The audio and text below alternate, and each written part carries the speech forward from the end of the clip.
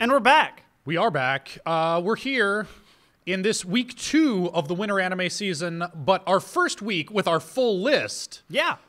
We should take a moment and explain what we're doing here, why we're here, who we are.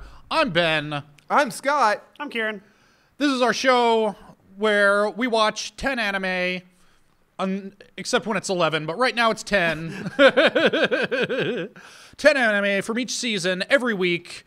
Each of us gives each one of those a fuck, just thumbs up, happy with it, I like it, I want to fuck it. Or a kill.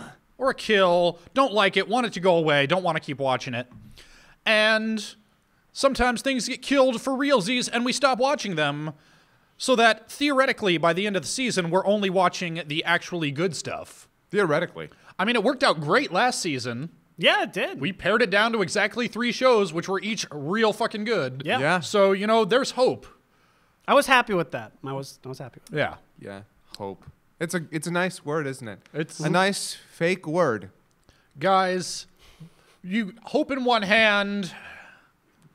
Despair? No, just hope in one hand. Okay. That's all we want to do. Guys, I hope that Ancient Magus Bride is still real good this season, because it was real good last season. It was. This week, we watched episode 14, Looks Breed Love. Chise is a fox for about 30 seconds before Elias convinces her not to be a fox anymore. The Leonon Shi vampire, I learned how to pronounce it. Tell me how bad I did. Leave a comment. The Leonon Shi vampire from episode 9 shows up and begs Chise to save her man Joel, who is dying, apparently of old age. Nothing can be done to save him, but Chise makes a magical ointment which will allow him to get one last glimpse of his vampire companion. Afterward, Oberon shows up and explains that it is taboo for humans to make such an ointment, and Chise begins coughing up blood. Cliffhanger. Speaking of cliffhangers, last week ended on a cliffhanger. Oh god, Chise's a fox. And I said, yeah, this seems like some real danger. And Kieran said, no, I think it's more like that Land of the Dragon shit, and it's gonna wind up not being much of a danger. It was worse. Yeah, it was not much of a danger, as it turned out. Kieran was right, I was wrong. It was like nothing. No, it wasn't even not a danger, but it was just poor storytelling. This was the worst storytelling the show's ever shown to us. Let's introduce this one thing and then have it be not only wrapped up almost instantly, but by something we already knew. Like, none of this worked. Not a second of it worked because we already knew exactly how she was going to respond because we just went through this. What? Yeah, I mean, I gotta agree. I think this episode was kind of weak. I thought that part was weak. The rest of it really worked for me. It was fine. But it was a pretty simple story stretched out over, I mean, sounds weird to say considering it did not have this episode's whole runtime, but it felt stretched. It felt like they didn't have enough story to fill up the runtime. I don't know. Kieran, you've been quiet. What are you thinking? Disagree. Her making the potion was awesome. I love the imagery. I loved Elias backing up. I loved him being a human. I liked him talking to the old man. I love how he's so stark about it. Yep. He's just like, hey, I'm kind of the Grim Reaper. You're probably gonna die. Thanks for looking after my one girl, though. She might have something to help you, so stick in there, buddy. Yep. I cried like a baby bitch. I did too. Well, this is another thing that we do to keep things manageable for you, the viewing audience. When we want to get into those nitty-gritty details, we have a show called Unsnipped that takes place after this one that you can go to where we talk about it at length. But right now, we're here to give some broad reactions and then to hold up some cards. Kieran, you want to hold up a card for us? Absolutely. The show's still rocking it, still good. I knew where it was going with the cliffhangers. I feel like that's just how this show is working. I think I'm getting a better sense of what this show is about, and I'm not convinced there's going to be something major with her coughing up blood right now. There might be. Who knows? I really don't care, because I cried at the whole death with the dude and Leonon Shi. I loved it. Still good. I think you're wrong. I think the thing with her coughing up blood actually is going to have thematic weight. I think maybe this is kind of a bait and switch of like, oh, come on. We already saw something crazy happen last time. But yeah, I'm definitely going to fuck this episode. Did not like the opening. Thought that was the biggest drop ball they've had in a while. But otherwise, I cried. I cried. I thought that the back half of the episode was a little abstract. It's hard to... A lot of what the show deals in is metaphorical treatments of real human problems. I don't have a half-naked lady floating around me that I can't see until I rub shit on my eyes, so I found it a little hard to relate to. If there's a metaphorical through line there, I didn't catch it. That said, this episode had Chisei riding Ruth like a horsey. I'm still fucking the show. No, in truth, this show has built up enough goodwill. I did feel this was an off episode, but I'm more than willing to stick with it through potentially an off episode. And you'll see a lot of that. But, guys, let's talk about something that we don't have goodwill for yet, because it's brand new this week. Oh, man. We watched it for the first time. This is Surprise Lock from Kieran. Oh, yeah. Yeah. No. Okay, sure. Let's go right there. Yeah, let's jump on into this. Sure. Okay. Hakyu, Hoshin, Engi. Engi? Engi? I think it's Engi. Okay, I'll believe you. Yeah, Kieran's Lock was going to be Devilman, but then we decided to do that as its own one-shot. I don't know what order these are going up in. It might be up now. If not, it'll be up in a few days. But since that did not make it onto our regular lineup, we decided to give Kieran another lock. And this didn't make it onto the poll because it was not announced in time. So here in episode 1 of Hakyu, Hoshin, Engi, my plot summary. Once, when I was in college, I shared a long car ride with a friend who was very high, who spent the trip trying to explain the plot of the Dune novels to another friend who was also very high. This was like that, but less coherent. There were a lot of proper nouns and a lot of very stupid character designs. The fact that I am contractually obligated to watch a minimum of 2 more episodes of this garbage makes me want to rethink the life choices that led me to this point. Also, some lady is mind-controlling the Emperor and the world's most generic shonen protagonist, and I include Black Clover's Asta in that statement, is trying to stop her, I guess. I kept expecting for there to be a record scratch and go, no, just kidding, here's the real show. What the fuck is this? Right? It is the worst thing I have seen in a long time. This pacing is horrid. I didn't know what the fuck I was expecting it too. Like, we're building up all this shit, and then like maybe we'll get a second to go. And that's what happened 2 days later. Hi, I'm Taikabo. Let's talk about shit for, more than a minute, maybe. No, it's every 40 seconds was something new. And I don't even know what happened. I live in the seinen world, but you live in the world of gods, which is between the seinen world and the human world. Thanks to the diagram, I knew that. Daki and her underlings. Daki is also the Empress, by the way. I figured that out after about the 18th time they repeated her name. But for a long time, I thought they were 2 characters because they don't explain things well. If you're a Kisho, you can be king and defeat Daki with 365 people. Their names are on this list. Yes. I am not making any of this up. Yeah, you want to talk about proper nouns? Holy shit. This is, I don't know, this might be a record of proper nouns within 20 minutes. Yeah, this was at least 3 episodes worth of things that would have already been paced incredibly fast, shoved into 1 episode, and it's terrible. I do not understand this. I don't know what the fuck's going on. Okay, context. The reason I locked this, by the way, I saw this came out of Soul Hunters back in the early 2000s, late 90s, and I saw the first 4 episodes. Didn't remember it. Takabo's playable in Jump Ultimate Stars. I mained him for a bit, so I was like, hey, let's see his show that he's from. I don't know what the fuck's going on. I couldn't tell you. This is making me retroactively kind of hate him, but it's very pretty. I like the backgrounds. It is visually not terrible. I like the Chinese stuff. Looks cool. We have to watch 2 more episodes, so that's where that is. Yeah, let me explain another rule that was perhaps foolish. We can't kill things until they reach episode 3. Once episode 3 drops, on the episode of this show where we discuss episode 3, we can kill it and it will die. What happens if 5 things are on that? Do all 5 things go on the wheel? Yep. Yeah. Oh, yeah. Okay, good. Yeah. Yep. Just wanted to make sure. This is going to be an interesting season. It will be. Yeah. Gentlemen, do you want to hold up cards? Let's hold up some cards. God damn it. This is horrid, and I regret this decision. Yeah. I hope I don't regret it, but hot damn, this is real bad. Yeah, no, look, you're gonna regret it. I probably will. But I don't hold it against you because I was curious, man. I thought it looked cute. I'm Yeah, like, right. It's a 90s manga and they're readapting it. This could be fun bullshit. It's got Fear and Loathing in Las Vegas. Could be like, you know, the new Hunter x Hunter remake, maybe that caliber. No. No, this is actually spectacularly terrible. Guys, let's talk about Junji Ito Collection. See if that did anything better for us. Sure.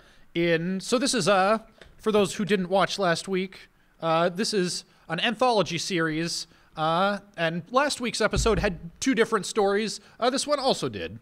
In part 1, a film student sees a picture of a strange-looking woman in a magazine, and her face haunts his dreams for some weeks. Just when he thinks he's gotten over it, the woman auditions for a part in his student film, and his classmates cast her. It turns out she is a literal monster and eats the lead so that she can be the star. And then in part 2, unrelated, different characters, different story. In part 2, a man is admitted to a neurosurgery ward when his dreams start seeming subjectively longer to him. Exponentially longer every night, finally reaching the point where hundreds of years pass for him every night, and he can barely remember who or where he is upon waking. When he dies, his doctor finds a way to use the remains of his brain to cause the same condition in another patient who has a crippling fear of death, so that for her it will subjectively be hundreds of years before she dies. And we had some problems with this one last week. It's very non-traditional narratives. It's more like, here's a creepy thing. See how you like that. Not really a story with an arc and a beginning, a middle, and an end. Maybe just because I felt like I knew what to expect. I felt like I was a little more on the show's wavelength this time. Like part 1, I had all the same complaints. Like, there's this crazy lady, and nobody's acting like she's as crazy except for the one guy. But that felt like part of the horror. Yeah. Yes. Yeah. The second episode had a much more interesting idea, the second part of this episode. The whole neuroscience, like, yeah, what if this happened? Whoa, that's a crazy thought. So I'm still not sure if I'm fully on board with the show, but this one did a lot more for me than last week. What'd you think, Scott? Agreed. Way better than last week, mostly because it stuck to the horror. It was like, no, these are creepy, unsettling stories. And even the second half isn't a horror story as it is. Well, yeah, it is. Okay. It's horror for me, dude. But yeah, no, it's still horrifying, but from a very different perspective. It's very psychological in every manner, and I dug on the concept. Yeah, execution for both of these were still middle of the road for me, mostly because they just don't have the budget to do with the visuals what I think they really wanted to do. But they still try so hard to do this panel for panel to its benefit and its attraction. But I don't know. This was better than last week for me. I'm so curious. One more episode to see if I really like it, I think.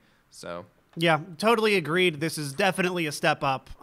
This felt more akin to what I was expecting. I really enjoy how they're doing the shots that he does really well, and I think they're actually being translated fairly competently to animation with the faces. He does a lot with eyes and with faces, and hot damn, those are creepy ass faces in the first part. It really is unsettling. When I was watching, I was like, oh fuck! Like there's a lot of really good music cues to really drive home some creepy things.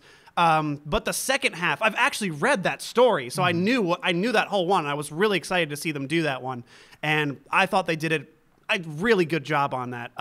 There's not a lot in that short story as it is, so everything they did was pretty much exactly what was there. But I think the extra notes they had for the animation was fine. The only thing that I didn't really enjoy was some of the effects work, like when he turns into dust. I thought was really lame. But I think overall, this is what I want more of in the show, so I'm still on board. I want to see what else it's got. Well, why don't you hold up a card for us there? Certainly. This is what I wanted. I want more of it. I hope it gets better from here, but I don't know. If it just stays like this, I'll still be intrigued enough to keep checking it out. I'm definitely going to give it a fuck. It was a step up from last week, and I gave last week a fuck because I was kind of curious. It does have to get better for me, though. I will put this out there. I think it has the ability to be very good, but I do need it to get better because if it stays at the same length, I don't think it'll be sticking around for me. I'm not sure if I need it to get better or not. I am definitely giving this one a fuck. Here's the thing. We are always grading on a curve here. Yeah. Yeah.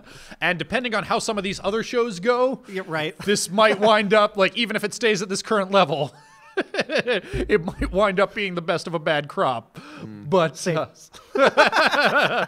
I hope it does get better. I think it's got room for improvement, but I think it's showing us some good stuff here. And speaking of good stuff, let's see if Kokkoku is any good this week. In this episode 2, the freaky-deaky giant monster from the end of the last episode murder-fies the dude holding Juri's nephew at knife point. According to Granddad, when someone fools around in the frozen world of stasis too much, they turn into a monster called the Handler, which enforces the rules of stasis, one of which is that you can't kill the stalled, people who are frozen in time. Granddad and Juri escape, and Granddad tells Juri to go home and get the magic stone that froze time, while he rescues her father, and then they can all unfreeze time together. When Juri returns home, however, she is ambushed by the guys who ambushed them before, who are a cult. Turns out. A cult. Scott, start us off. I wasn't expecting the whole cult angle, actually. Well, I mean, I was expecting that they were like this group of people from an organization, but the fact is, they're just a cult. And that's kind of interesting to me. They have some salarymen in there. They have some like regular old whatever people who are part of this. And it's kind of interesting because I'm not sure if the leaders, where the leaders' heads are at. There's a lot of secrets there. There's a lot of things being kept. There's also a woman who I am basically certain was friends with the main character when they were young, and at some point gotten like that's how they knew all that information. That's the one chick with the kind of purple hair going on. Yeah. She's curious. I don't know. I'm a little less hot on this episode, if only because I need this to start being a little more coherent. Like, next week, I feel like we need to have a little bit better of an understanding of kind of the rules of this stuff. Because they're introducing, like, oh, yeah, that's the handler. That's what happens when things, like, when you're in there too much. And, well, what are the rules? I'm not really sure. And I'm like, okay, uncertainty, that's fine. But it is a little crazy. And I'm wondering if this lack of focus is very purposeful. But, God, a billion things I feel like happened in this episode. And yet I feel like not a lot of progress was made.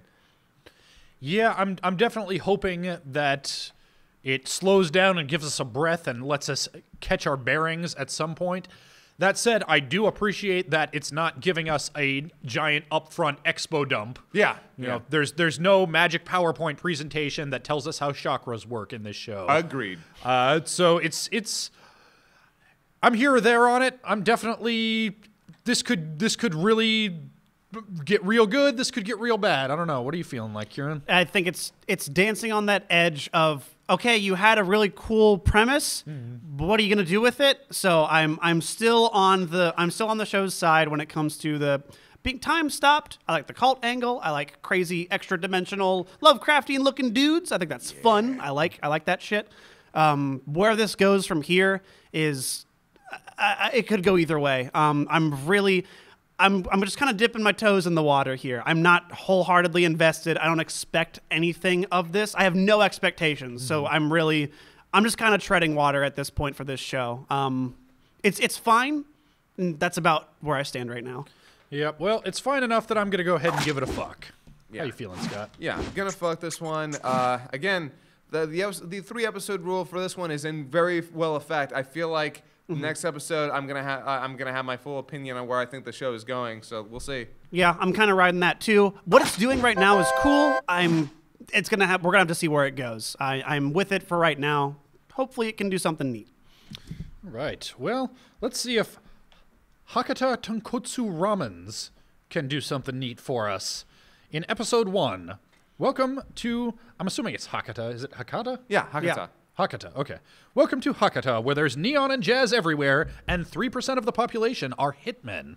Detective Bedhead is investigating the murder of a cop who was himself investigating the city's crooked mayor, which pits him against Red Rum Incorporated, the least subtle crime organization since the Akatsuki. Red Rum sends Hitman Girl, a hitman who dresses as a schoolgirl, to kill Detective Bedhead, but Hitman Girl offers to protect him instead. And that's a pretty broad strokes overview of what goes on. You would think that doing these synopses would be a chore for me, but actually I find it really helps because this is another one where I found the plot a little hard to follow, and forcing myself to put it down in writing helped me out a lot. That said, I skimmed over a lot of nitty-gritty plot points, a lot of characters. There's a lot going on here. Yeah, this kind of felt like Durarara. I was going to say Durarara or Baccano. Yeah, or Baccano. The first episodes of those. And by the way, that is a compliment when I say that, because one of the ideas of Baccano was that it was crazy and there was a bunch of things going on at the same time. And there are all these characters that are not related to each other, but things keep pulling them together. I dug this. Like, I did not love it. Mm-hmm. I think it could end up garbage. I feel like this show could very easily turn into like fucking dramatic. Oh god, there was another show like this, Dramatic Murder or something. I don't know. Yeah, but I don't know. There was something about it, something about the characters I really like. Fucking schoolgirl assassin is my favorite character, just because nope, it's just a hobby. I like to dress up as a woman, and he's petulant and. I don't know. I love him, and I love Detective Bedhead, and Newbie Assassin is so out of place. Yeah. Yeah, the guy going to the store and buying the knife and the gloves. Like, I hope I can kill somebody. Also, real quick, storyboards in this are actually really good. One thing that this thing has going for it is that it sets each shot very well. Oh yeah, I think the direction's fairly competent here. What I don't like though is I think it's taking a lot of. I know you say the Baccano thing and Durarara is a compliment. I don't like that. That's just me. I do not like getting a shotgun blast of characters and then we're going to pick them later. I'm not a fan of that method of storytelling. That's a personal thing. I can see what they're going for here. I like a lot of these threads. I just want to cut 5 of them and get to them after a few episodes of development. That's what I prefer. That said, really like the direction here. Seems cool. Premise is fun. I'm in for it so far. Yeah, I'm pretty much with Kieran on this one. When you said Baccano, I immediately yes. Yeah. I bounced off of Baccano real hard. As did I. Yeah. Despite wanting to like it real bad because of the aesthetic, because of the time period, because of what it was doing, the style, the music, but I couldn't keep up with the plot. I don't know if it asked too much of me or if it was just, I strongly suspect it was just kind of made things more complicated than it needed to be, could have streamlined a lot of plot threads and presented them better to be more coherent. And unfortunately, it's got a lot of those same strengths. Like, it's got that jazzy style. I like that neon everywhere. It's real cool. I don't think it's quite as cool as Baccano. It's starting off with a lot of the same problems, and the strength's not as strong, which makes me worried. That said, I'm willing to give it some more time to find itself before I pass judgment, so we can't kill it anyway. It's episode 1, but even if it wasn't, I'd still give it a fuck. Yeah, and I'm gonna fuck it because I'm real curious. Again, I full well think that this could end up being garbage, but as far as the first episode goes, I see a lot of the promising things here. Just scenes like with the balloon. Just that one little scene, I was like, okay, that was really clever, really well shot, and told us a lot about this character. I'm in. I'm curious. This show knows who these characters are. I wish I knew them more from the outset. I like what it's doing. I'm going to be watching the first 3 episodes. I hope by then everything's kind of a bit more cemented and they kind of trim the fat of stories that aren't really that important. So I'm still in it though. I think it'll be cool. Cool. All right. Well, speaking of hot garbage, gentlemen, it's time for us to talk about Citrus. Oh. In episode 1, Fashion Girl pretends to be sexually experienced with her friends, but actually has little experience with love and looks forward to her first kiss. When her mother remarries and she must move to a new town and transfer schools, she feels out of place in a much more conservative social environment. She is called out by the student body president for breaking the school's dress code, which she finds arbitrary and restrictive, but later encounters that same president being kissed in secret by a male teacher. When she goes to her new home that evening, she discovers that the student body president is also her new stepsister. And then, because there are 2 episodes of this out, in episode 2, Fashion Girl believes she can get away with flouting school rules because she is now the school chairman's step-granddaughter after her mother's remarriage to his son. She rats out Bishonen teacher for taking liberties with President Girl, and he is low-key fired. But Chair Grandpa removes President Girl from Fashion Girl's house and has her move in with him. President Girl goes to Chair Grandpa's house to... Oh, sorry, I wrote that wrong. Fashion Girl goes to Chair Grandpa's house to drop off some of President Girl's things and winds up getting half naked with President Girl because this is basically a hentai. Chair Grandpa walks in at... Well, I hesitate to call it the wrong time. Anyway, he announces that Fashion Girl is expelled. You skipped over some very important parts. Those parts were not plot. That was summarizing the plot. True. Well, I feel like the first kiss between them is very much related to the whole plot. Ish. Like, here's the thing. We're going to jump right in and shit on this show real hard. That's fine. I do want to take a moment to say that this show, like the whole, I'm in a new school, I'm an army brat. I moved around a lot as a kid. This made that relatable. If this show was just exploitative garbage, it would be a lot easier to write it off. But it did a real good job of depicting that very realistic, very relatable problem and getting me to relate to it with this character that I have no reason to relate to because she's the kind of girl that I hated when I was going to high school with them. It made her human. It made their main character relatable. That said, I wish we could have that without all of the lesbian shit that is clearly just there to titillate. Did you know that this was the manga that this was based off of was written by a female mangaka? Yeah, I was surprised. Yeah, weren't you the one who was trying to, when we were talking about Clamp, saying, "Oh, but it's written by women, so it can't be creepy"? Yeah, that's fair. Also, fuck you too. No, just I'll go more into it unsnipped. I'm not going to talk about it here. I don't want to talk about it here.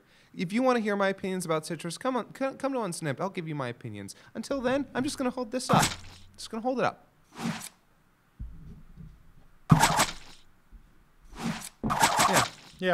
Yeah. And everybody who voted for this because you thought it would be a goof, like, good job. You just got this, and you'll get one more week of us talking about it, and then it'll be gone. I hope you're happy with yourself. You did that. And if you were actually really excited about it and really like it, I'm sorry. I get it. And I even get why you like it, but this isn't for us. Yeah, like I said, if it were just a garbage fire, it would be easier to write it off. Agreed. Oh, yeah, agreed. If it were a garbage fire, but it's more complicated, but unsnipped. Kieran, you don't look like you want to say words, but I feel honor-bound to give you the opportunity anyway. Okay, that's fine. Okay. Guys, Hakumei and Mikochi, Tiny Life in the Yes! Hakumei and Mikochi are a pair of little gnome people who live in a tiny house in the woods. In part 1 of the episode, they climb a mountain in search of a wish-granting bird. And in part 2, they visit a port town to go shopping and then go sightseeing instead when they lose their wallet. This isn't exactly a very plot-intensive show. That's the entire plot. That's not a criticism. I love this show. I want to squeeze these tiny girls. They're so great. I love the backgrounds. I love the music. The sea shanty. I had goosebumps during that part, man. I was surprised with the sea shanty part. I was not expecting something so emotionally resonant that quickly. I was like, holy shit, it only took you like 15 minutes and you got me, dude. Like, man, the little animals, the little like economy they got going on. Holy crap. This is exactly what I expected it would be and more. Also, quick note, I just want to say this. The framing, they're using like the actual frames and using those to edit and transition in ways I've never seen. Yeah, it's like reading a manga, it's but so on the fucking screen cool. there. Yeah. I love it. Yeah, I've got to agree with you entirely. This is a beautiful show. It's got great characters. I absolutely love how it's using kind of almost like, I wonder if they're the actual manga frames for some of those parts. Right? Because they're so pretty. They're so beautiful. And this is a really simple show. Like, this is not complicated. This is not over the top. Nah. This is cute, simple, easy watching. Something I might have desperately needed for Right? the season. And let me tell you, it is not standout or amazing, but God, it's cute, and I love this world. I'm hoping to see more, and it's so fucking just cute. I enjoyed my time with it for all of the reasons that you guys just said. This first episode did a great job of introducing the world, introducing the characters, introducing the feel of the show. I sort of hope that we get a little more, like, plot light is one thing. This has no conflict whatsoever. It's here just to be cute. I only have so much patience for that, even if it is just this adorable, which it totally is. So I hope that it becomes at least a little bit more, but my patience has by no means run out. I will give this an episode or 3 just to let the cuteness wash over me. So definitely giving this a strong fuck. Oh yeah, I will. I'm gonna fuck those cute little girls. Oh no.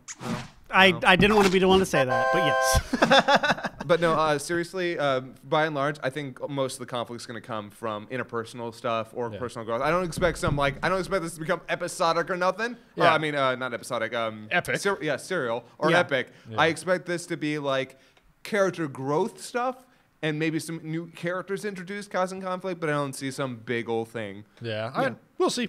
But in the meantime, on the flipping it all around, we got Killing Bites. Oh man. In episode 1, a perfectly ordinary college student whose friends all turn out to be rapists joins them for a night of joyriding, only it turns out that by joy, they mean rape. They kidnap a schoolgirl who turns out to be a genetically engineered badger woman who I shall call Hitomi Badger. She displays the lack of care her species is known for and murders the shit out of the would-be rapers and then takes perfectly ordinary college student to see her fight a lion man in underground blood sports. It turns out that the Japanese Illuminati use these blood sports to settle disputes and divvy up territory, and holy shit, this is just Juni Taisen, but even more furry, isn't it? It is, man. I'm just going to start off. I enjoyed this hot garbage way more than I thought it was, and not for the reason people think. like when that guy turned into Leomon, I was Right. Yep. when he turned into Leomon, I was like, so yeah, no, sexual dimorphism just goes right out the fucking window, I guess. No, the guys look like actual furries, but the girls just look like cat girl bait. I know. Whatever. Okay, I see what you're doing, show. But man, I was not expecting a fight scene to look that good in a show that looked this trashy. That was impressive. That was a cool fight scene. And by and large, I'm kind of curious what's going to happen next. I thought the episode was like, after that fight scene, I'm like, holy shit, that was okay. So that's the end of the episode. Oh, we still have 5 more minutes. This show sucks, dude. Oh, yeah. But Oh, it's yeah. great. This is doing everything I don't know if the Devilman thing has come out yet, but this feels like some garbage I would have seen in Blockbuster. All my friends around have been like, oh, man, dude, she's so fucking hot, man. Oh, I can't wait till she cuts that guy up. That's what that feels like. You are 100% right. Right. This is 90s OVA. This is that shit that was based off of a manga that they made one special of, and you were like, where's the rest of it? No, that's what this is, and I'm kind of really okay with it. I'm on the same boat. I knew you would like it. I wasn't sure whether you would be on the wavelength with us, but yeah, I'm right there with you. This show is hot garbage. It's trash. Yeah. It is junk food, and sometimes that's all you want. So I'm just fine. Yeah. I'm glad we can share this together. This is some fun garbage. Yeah. I hope it keeps being fun garbage and doesn't King's Game us. Yeah, I hope so. That said. Yeah. Well, King's Game. Man, did King's Game start out as fun garbage? No. Yeah, I already have more hope for this than I ever had for King's Game. If this just keeps being schlocky bullshit, this will be fun. Yeah, as long as they get crazier with the powers. Yeah. Guys, let's talk about Darling in the Franxx. In episode 1, Bland Boy, a cadet in a training program for mecha pilots, has lost the ability to pilot for some reason. So they send his partner home for some reason, but allow him to stay for some reason. When they bring a girl who has devil horns for some reason to his flight school for some reason, she slips away to bathe naked in a pond for some reason, and he encounters her. She is suddenly way into him for some reason, and the two of them are drift compatible for some reason, and get into a giant robot which is shaped like a tiger for some reason, until it's shaped like a lady for some reason, and they fight off a giant kaiju monster that's attacking them for some reason.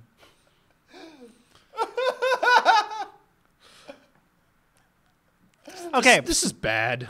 This is not, and not good bad like that last one. Sorry to tip my hand. Stuff just happens. I don't know who these characters are, and they've given me no reason to care. Shinji, Asuka. This pretty is obvious, so right? Ava. No, Yeah.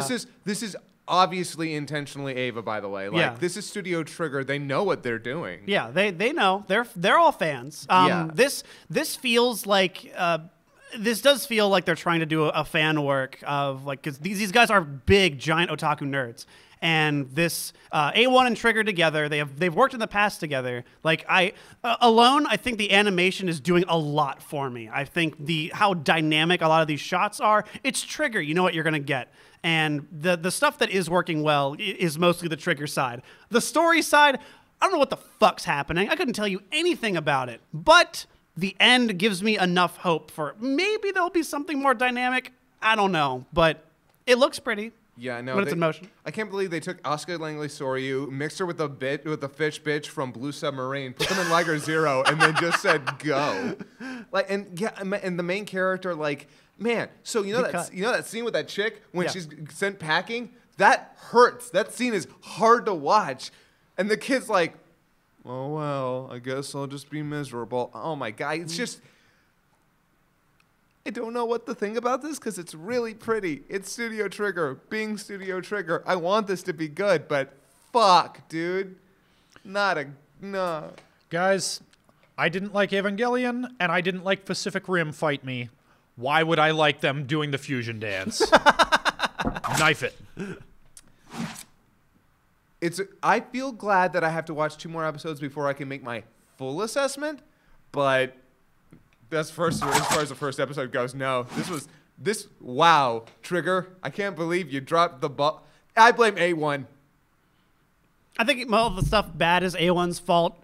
Everything good here, though. I have hope. This is where this is coming from. I have hope this will get better. I do think this is just kind of a dropped ball. I don't know. We'll see where it goes. And this was a tentative kill. Yours was a tentative fuck. Yours was just gonna kill this show, and I respect that. Yeah. By the way, look. Here's the thing. If the next 2 episodes switch things around for me, I'll be as happy as anybody. I just have no reason to think that they will. I like Studio Trigger. I liked Little Witch Academia. I did not like Kill la Kill. So we'll see. This could be Kill la Kill, like, but I don't know. We'll see. Yeah. We'll see. Scott, you know what I liked? Pop Team Epic. Really? My synopsis of episode 1, drugs. My synopsis of episode 2, more drugs. You have to understand. I think I'm dreaming. We're just over in the corner, like he fucking hated it. Yeah, I'm like we're gonna be fucking the show every week, and he's just gonna be like, I don't get it, kill it. Now here's the thing. Here's what I will say. I liked episode 1 more than episode 2. Opposite. And same. A lot of that might have been because by episode 2 I knew what to expect more or less. So this show, by the way, I've heard people compare it to Robot Chicken. I think that. Like, here's the thing. I see the comparison, but Robot Chicken, at the end of the day, it's a sketch comedy. A lot of the sketches are real short, and some of them can be real surreal.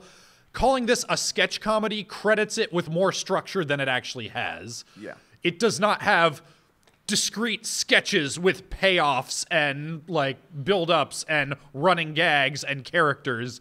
This is more like they wanted to cut out the middleman and save the AMV Hell guys the trouble of editing this.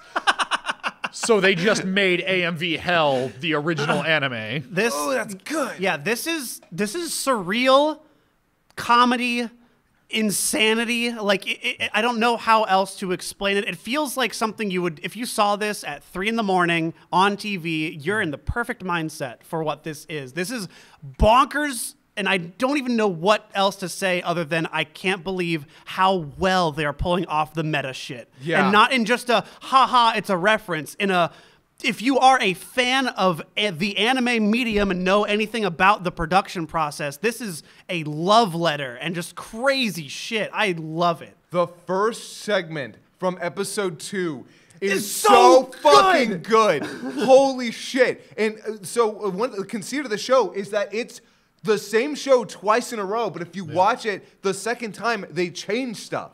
Yeah, most obviously they changed the voice actors of these two little darlings. Shitbags. And by the way, their actors are almost never the same. They keep changing actors. Good. Fucking Shigeru Chiba. That's God yeah, damn. the best. Like there were like 4. This is max JPM, jokes per minute. Like Yeah. this is like, oh my god, this is a comedy for the internet dwelling anime watching era. The first time it zooms in on the two yeah, of them under the, and then the second time it's the mouth, and then they're still inside the mouth. Oh my god. I don't think there's any way to meaningfully discuss this show beyond that without just... Yeah, it's gonna turn into and that. then this happened, and that's fine and unsnipped. In the meantime, I am in fact fucking this show. I am so happy to hear that. Good, because I knew we were gonna be fucking this together. We're gonna be DPing this. Nope, triple penetration. Yeah, I'm so glad. Yeah, I hope it is able to. I think because it is so reference heavy, and I did catch more of the references in the first episode. I hope I am able to continue fucking this show. If I am not, like, yo, as long as it gets a double fuck, it's always safe. And if you guys continue enjoying it this much, like, I want y'all to have that, is the thing. So I won't be. Also, it's. If it gets real bad, I can always just skip the reprise. So Yeah. I have Yeah. a lot more patience for 10 minutes of craziness than I would have 22. Yeah, I will say that I actually haven't seen like the full 22s all the way through. I watched a bit of them and I'm like, okay, I get it. Like, but I do know there's like a bunch of extra shit they change. Watch the full 22s. Yeah. Like, let me tell you, did you see the pop segment? Like the dance segment from the second episode? No, I didn't. Oh, okay, I'll have to see that. Oh yeah, you gotta see that. No, I saw that intro bit again. I was like, oh, that's fucking good. Yeah. Oh man. But what else is fucking good is the unsnipped segment where we can talk about everything else that's fucking good, which is precious little this season. But I don't know. We'll see. We'll see. I don't want will. to prejudge too much. Hey man, we thought last season was gonna suck balls, and we came away with 3 like solid pillars. That's Yep. all I ask, man. Yeah. Yep. That's all I want. Yeah. Well, we'll see you guys on the other side. Hey guys, quick update. In between recording this and Unsnipped, we had a little talk and decided to take a pretty common fan suggestion, which is that we should give Tyler, our cameraman, a lock in recognition of the fact that he is more knowledgeable than any of the actual hosts. So starting next week, we will also be adding a place farther than the universe to the list. Thanks so much for watching. See you next time.